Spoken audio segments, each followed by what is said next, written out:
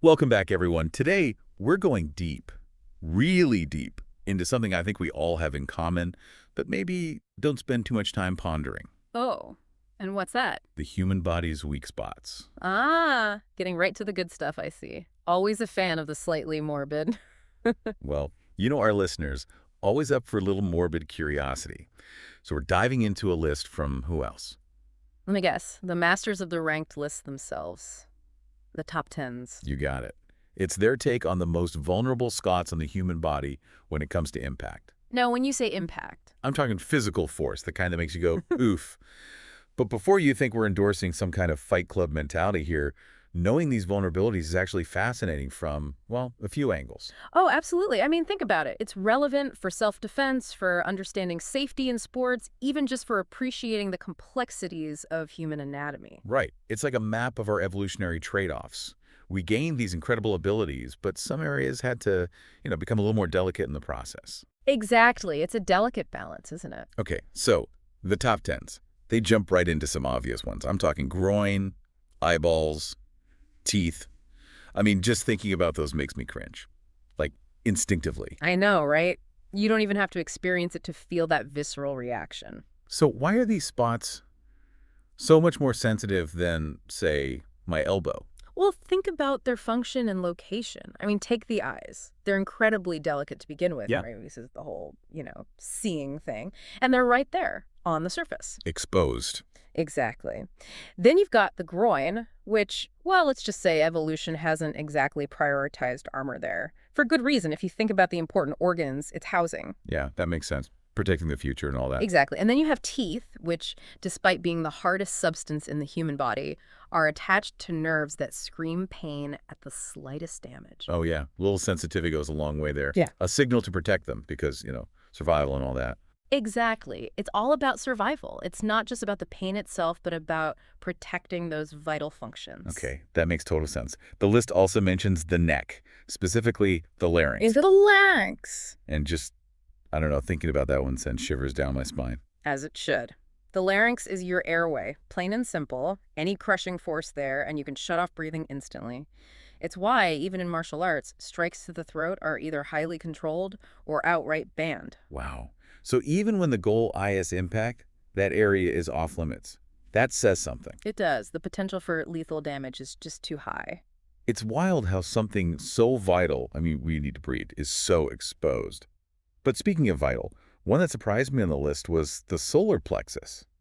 To be honest, I wasn't even sure what that was until I did a little digging. Can you break it down for us? Ah, the solar plexus, that spot right below your rib cage where if you get hit just right. Yeah, you feel like all the air gets knocked out of you. It's not just an oof, it's like a full system shutdown. Exactly, like someone hit the reset button on your whole body. So what's actually going on in there anatomically? Well, it's all about nerves. You've got this cluster of nerves there called the celiac plexus, and it controls a lot of stuff, including your diaphragm.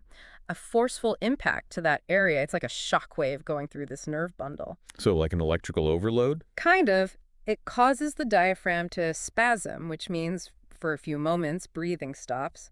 And that's where that losing all your energy feeling comes from. You're literally cut off from oxygen for a moment. Wow, so it's not just pain, it's disrupting a vital function. Exactly, which I think emphasizes why understanding these vulnerabilities is so important. This is really making me rethink how I view a simple fin fight. And that's the point. Understanding vulnerability isn't about becoming paranoid or afraid. It's about cultivating respect for the damage that can be inflicted, even unintentionally.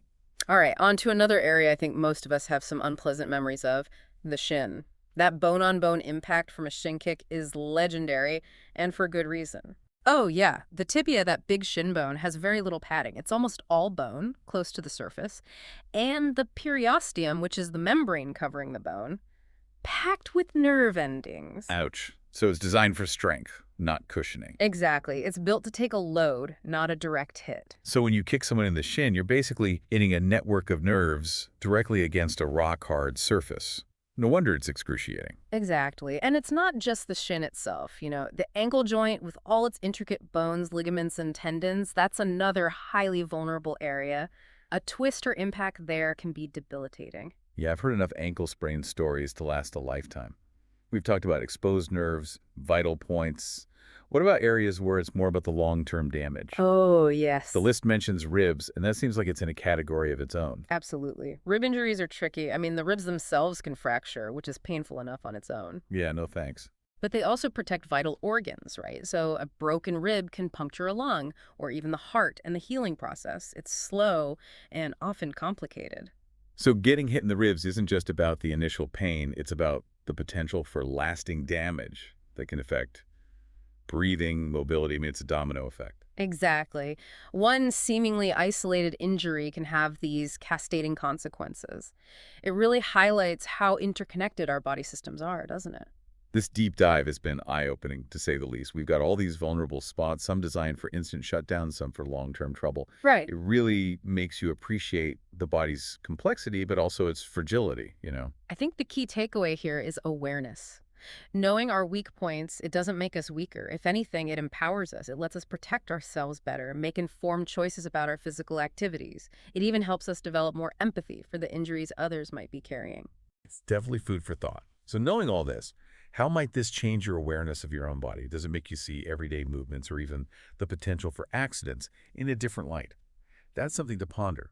Until next time, stay curious and maybe a little more cautious.